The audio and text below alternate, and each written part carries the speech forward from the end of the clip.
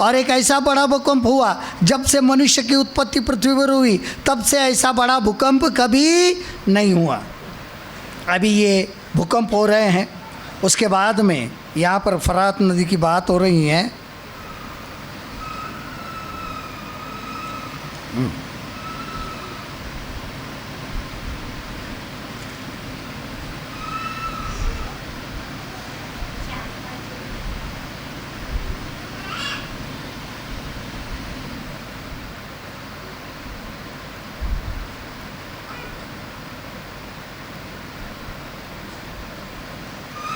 बारह वचन, छठवें स्वर्गदूत ने अपना कटोरा महानदी फरात पर उंडेल दिया। कौन सी नदी? कौन सी नदी? महानदी, दुनिया की सबसे बड़ी लंबी नदी है।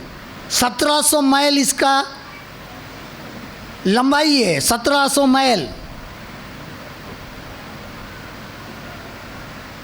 और यहाँ पे लिखा है छठवें स्वर्गदूत ने अपना कटोरा महानदी फरात पर उंडेल दिया और उसका पानी सूख गया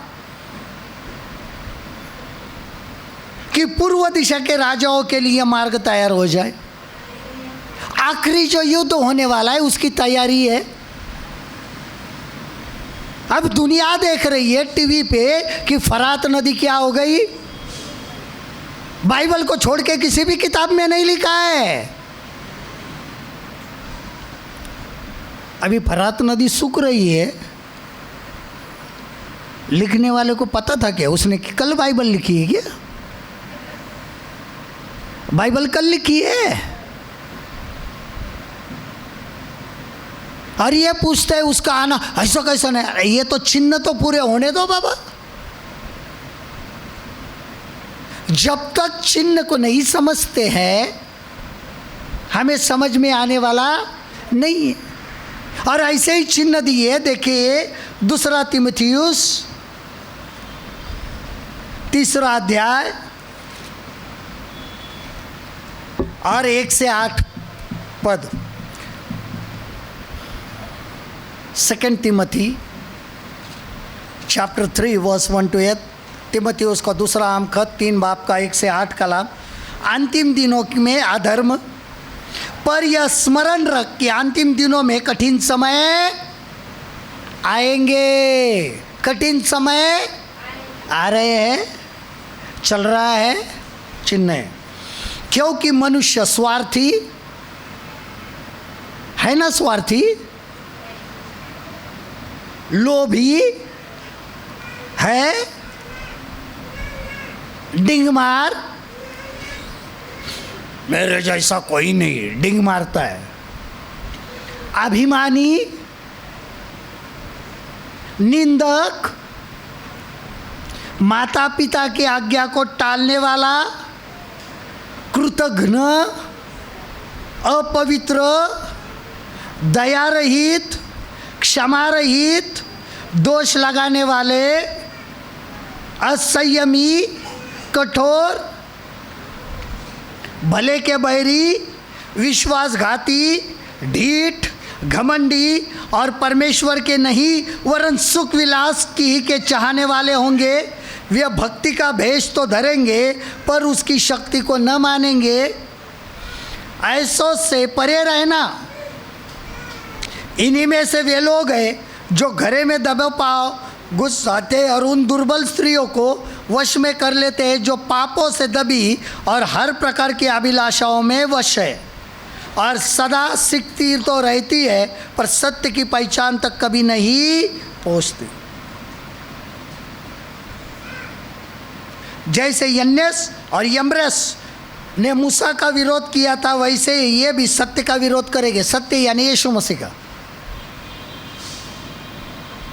ये ऐसे मनुष्य है जिनकी बुद्धि भ्रष्ट हो गई है। क्या हो गई? इनकी बुद्धि खत्म हो गई है, छोड़ दो। और वे विश्वास के विषय में निकम्मे हैं। ऐसे ये लोग हैं जो ठट्टा करते हैं। आखिरी ज़माने में बेदीनी, लेकिन ये जान रख कि आखिरी ज़माने में बुरे दिन आएंगे क्योंकि आदमी खुदगर्ज, जरदोस्त, सेखीबाज, मगरूर, बदगो, माँ बाप के नाफरमान, नाशुक्र, नापाक, तब ई मोहब्बत से खाली, संग दिल, तोहमत लगाने वाले, बेइज्जत, तुंद मिजाज, नेकी के दुश्मन, दगाबाज, ढीठ, घमंड करने वाले, खुदा की निस्बत ऐशो इशरत को ज़्यादा दोस्त रखने वाले होंगे। वो दीनदारी की वजह तो रखेंगे मगर उसके असर को कबूल न करेंगे। ऐसों से भी किनारा करना। इनमें ही से वो लोग हैं जो घरों में दबे पाँव घुस जाते हैं और उन छिछोरी औरतों को काबू में कर लेते हैं जो गुनाहों में दबी हुई है और तरह तरह की ख्वाहिशों के वश में है और हमेशा तालीम पाती रहती है मगर हक की पहचान तक कभी नहीं पहुँचती। और जिस तरह के यन्नेस और यमरेस ने मूसा की मुखालिफत की थी उसी तरह ये लोग भी हक की मुखालिफत करते हैं। ये ऐसे आदमी हैं जिनकी अक्ल बिगड़ी हुई है और वो ईमान एतबार से नामकलूब है। सच्चाई है, यही लोग रह रहे दुनिया में। फिर भी वो पूछती है वो महिला, क्या झूठ बोल रहे हो, क्या डरा रहे हो? ये तो आने का चिन्ह है ना, आखिरी समय में यही होगा।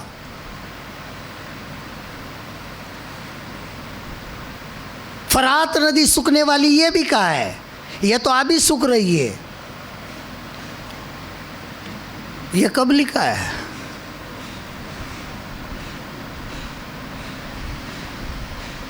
फरात नदी तो अब सूख रही है, लिखा कब है? ये कल नहीं लिखा है।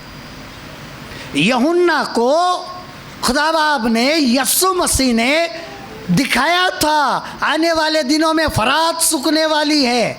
कब बताया था? AD 90 में।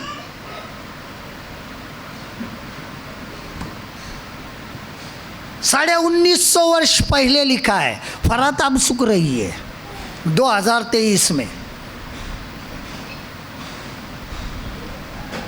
इसके लिए मैं कहता हूँ इन लोगों को खुद का सही मालूम नहीं होता है, दूसरों की गलतियाँ ढूंढने चलते हैं। यहाँ पर गलती ढूंढने से भी नहीं मिलेगी क्योंकि हर एक का जवाब आगे या पीछे दिया है। इसके लिए खुदा का कलाम जो है, पवित्र वचन जो है, सही तरीके से पढ़ना ज़रूरी है। आधा अधूरा पढ़ने से किसी समझ में नहीं आएगा। जो लिखा है वही हो रहा है। वो जो तब होगा जब क्रूस को अस्वीकार कर दिया जाएगा। ये आप सब क्रूस को अस्वीकार कर रहे हैं, अपनी अपनी अभिलाषाओं पर चलेंगे, walking after their own lust, sinful walk. देखिए व्यवस्था विवरण की किताब, इसका 29 अध्याय का 19 और 20 कलाम। इस्तिस्ना 29 बाब का 19 और 20 कलाम।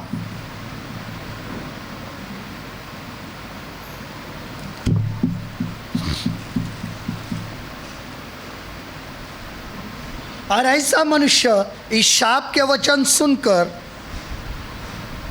अपने को आशीर्वाद के योग्य माने और यह सोचे कि चाहे मैं अपने मन के हट पर चलूं और तृप्त होकर प्यास को मिटा डालूं तो भी मेरा कुशल होगा। यहोवा उसके पाप का क्षमा नहीं करेगा, वरन यहोवा के कोप और जलन का धुआं उसको छा लेगा। और जिसने शाप इस पुस्तक में लिखे हैं वे सब उस पर आ पड़ेंगे और यहोवा उसका नाम धरती से मिटा देगा। अब कहोगे कि खुदा संगदिल है। अरे लेकिन संगदिल क्यों हुआ? उसका कारण क्या है?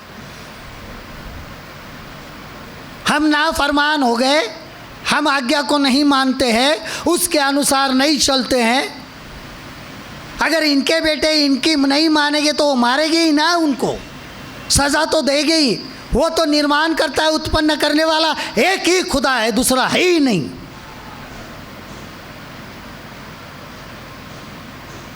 जिसने दुनिया को बनाया वो अपनी दुनिया से, अपने बनाए हुए इंसान से प्यार करता है। इसके लिए अपना एकलौता बेटा दे दिया ताकि वो जान दे दे हमारे गुनाहों के लिए। उसने अपना लहू उस सलीब पर बहाया ताकि हर एक इंसान जो उसके ऊपर ईमान लाता है वो बच जाए।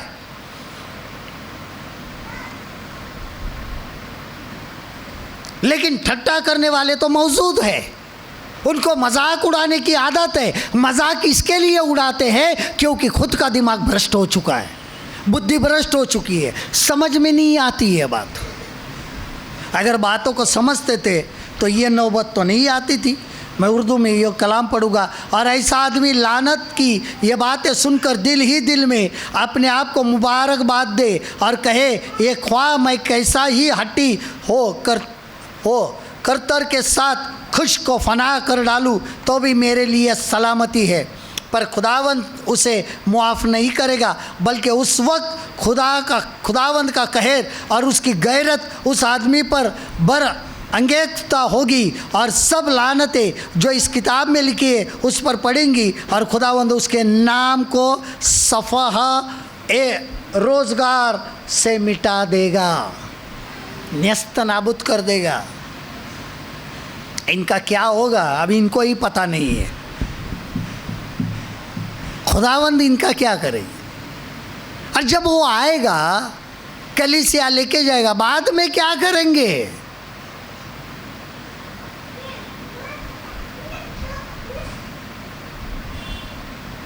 तब ढूंढेंगे तभी खुदा नहीं मिलने वाला है।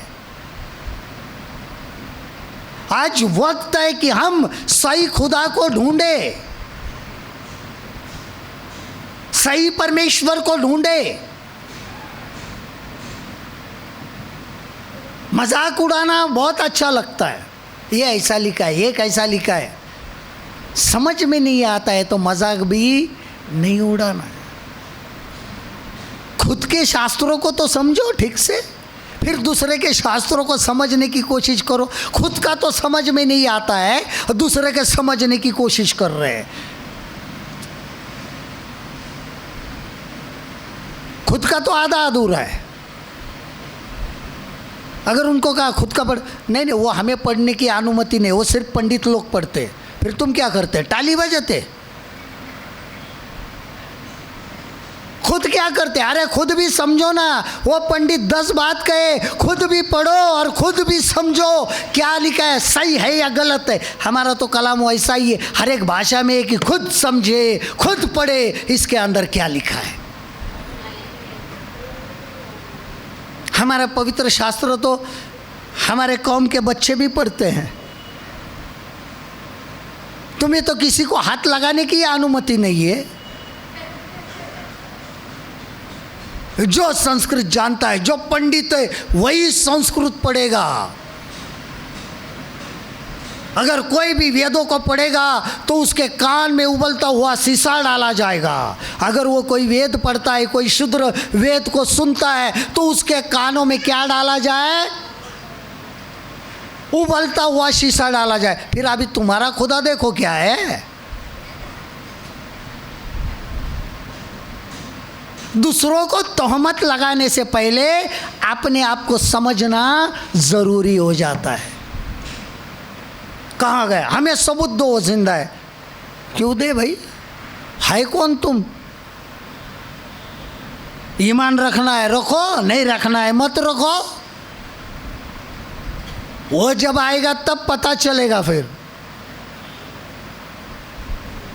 वही तो मजाक उड़ा रहे। वो क्यों नहीं आ रहा है? उसका आना का, अरे मौका दे रहा है तुम्हें, आज ही सुधर जाओ। मौका दे रहा है सबको तौबा करने का, आज ही सुधर जाओ। कल का दिन आने वाला नहीं। शायद वो कल आ गया तो क्या करोगे? देखिए यिर्मयाह 7:24 क्या कहता है।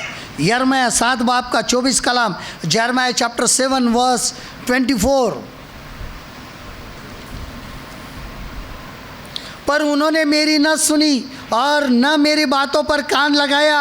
वे अपनी युक्तियों और अपने बुरे मन के हट पर चलते रहे और पीछे हट गए, पर आगे न बढ़े। इस तरीके से बढ़ रहे, नहीं सुनते, हट से आगे बढ़ते हैं,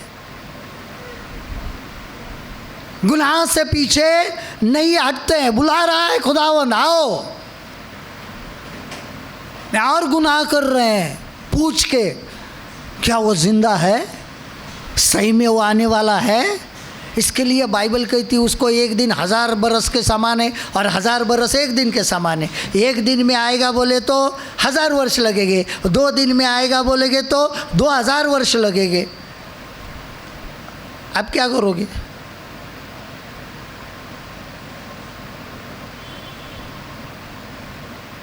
समय दे रहा है ना।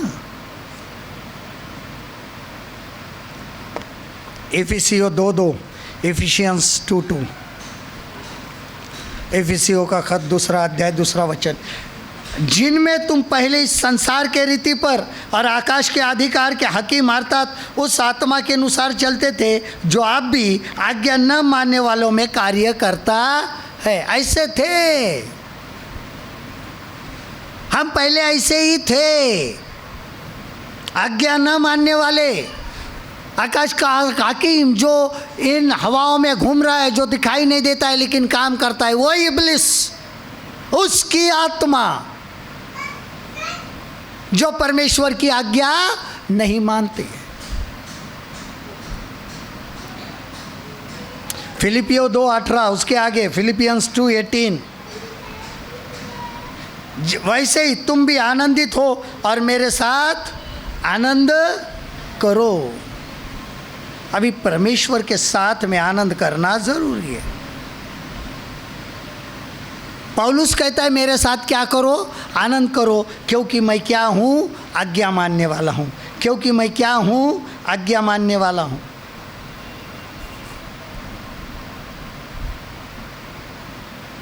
क्या हम आज्ञा को मानते हैं?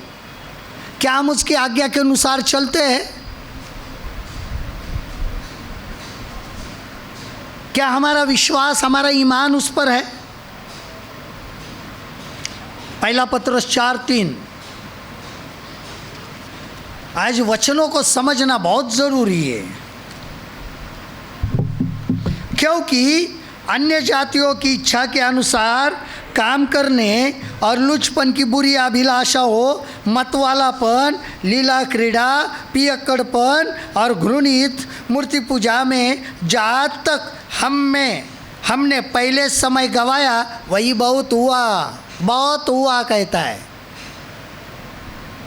वो कहते हैं इनका यहोवा कहता है इनकी मूर्तियों को तोड़ दो, ये कर दो, वो कर दो।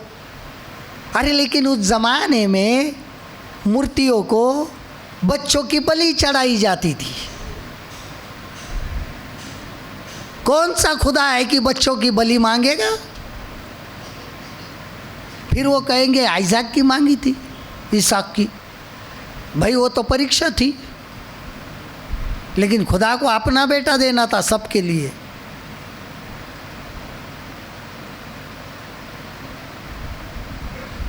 ऐसा कौन सा खुदा है कि बलि मांगेगा बच्चों की? उन मूर्तियों के आगे बच्चों की बलि चढ़ाई जाती थी। मोलेक नाम का वो दैवत था। उन वेदियों पर छोटे छोटे बच्चों को मारा जाता था। ये कौन सा परमेश्वर है कि जो बच्चों की बलि चाहता है?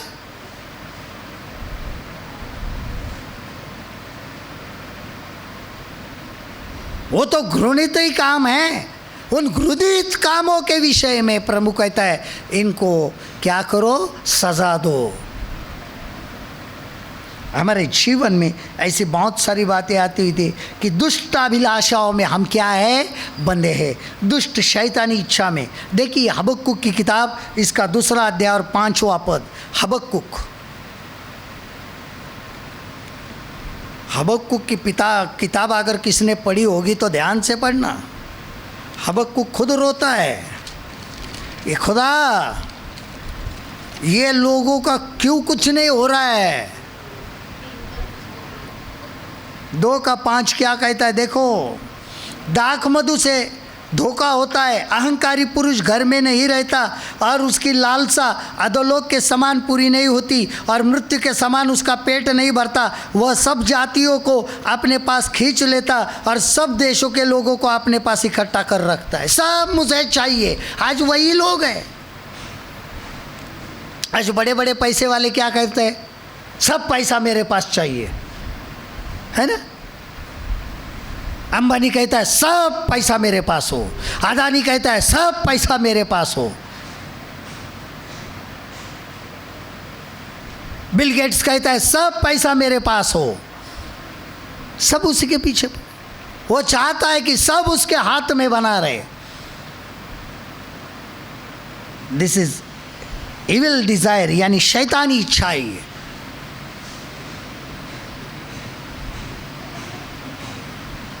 और यही बात यहाँ पर लिखी है। ये ऐसे लोग हैं बुरी इच्छा चाहने वाले, तो यीशु मसीह का आना उनको पसंद ही नहीं है ना। और कहेंगे उसके आने की प्रतिज्ञा कहाँ गई, and saying where is the promise of his coming, दूसरे आगमन कहाँ है उसकी प्रतिज्ञा। इसके लिए तो उदाहरण दिया फरात नदी का, आगे आगे आ जाएगा, बहुत नज़दीक है। एक एक चिन्ह बता रहा है आने से पहले ये होगा, तो समझ लेना चाहिए भाई होने वाला है, अब सुधर जाओ।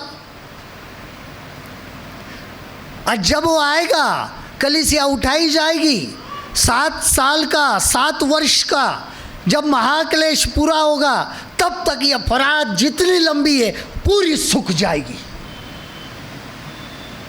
और वहाँ पे एक ज़मीन बनेगी, वहाँ पे युद्ध होगा, बहुत बड़ा युद्ध, क्योंकि वहाँ से पूर्व दिशा की ओर से लोग आ जाएंगे हरमगिदोन के युद्ध के लिए।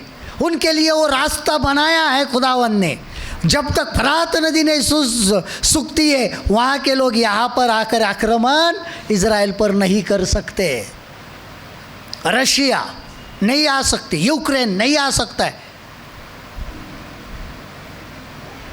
उन्होंने ही डैम बनाए, उन्होंने ही सब वहाँ पर डैम बनाया, अब उनको ही सब नदी सूख रही है। गोग मागोग आकर युद्ध हो जाएगा।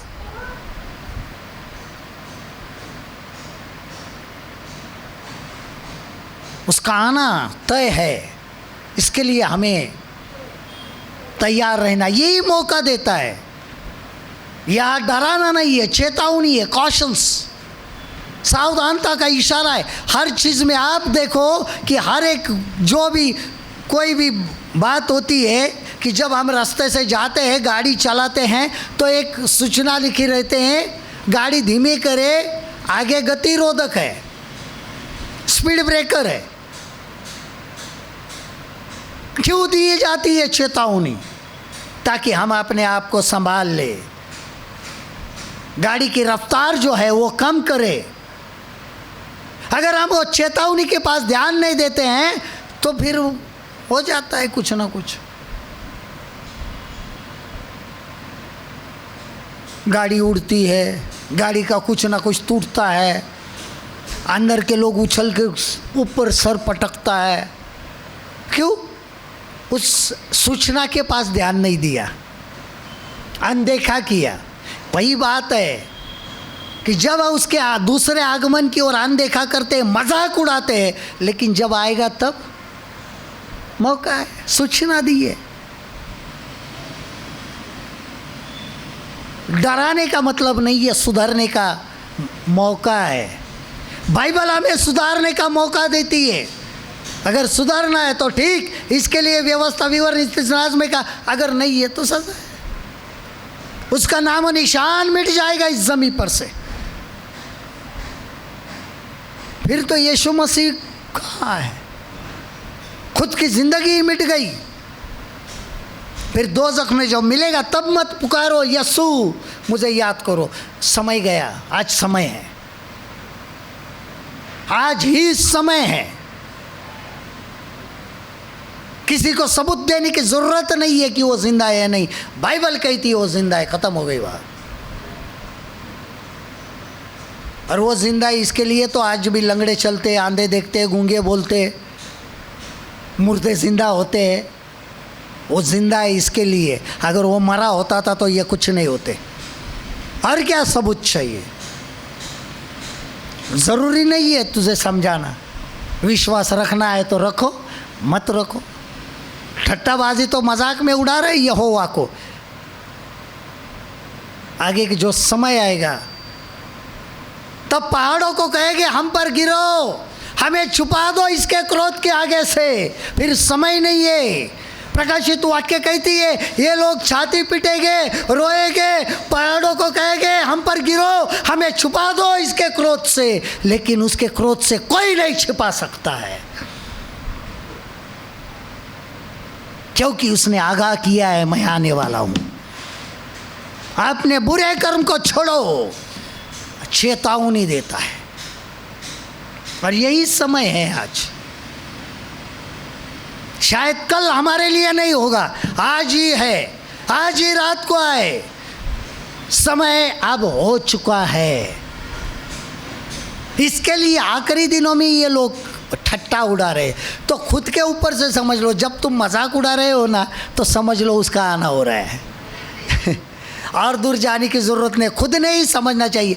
अगर मैं उसकी मजाक उड़ा रहा हूँ तो भाई उसका आना हो रहा है, ख़त्म हो गई बात। दूसरा चिन्ह देने की ज़रूरत नहीं है। इनको उस दिन एक दिन भारी पड़ेगा मजाक उड़ाना, तब वक्त नहीं होगा, तब वक्त सिर्फ परमेश्वर के हाथ। वो वक्त बनाने वाला है, वक्त उसके अनुसार नहीं उसके अनुसार चलता है। वक्त के अनुसार परमेश्वर नहीं चलता है, परमेश्वर के अनुसार वक्त और समय चलता है। वो जिस दिन कहेगा ना रुक जा, रुक जाता है समय। हमारे जीवन के अंदर उसके ऊपर ईमान लाना,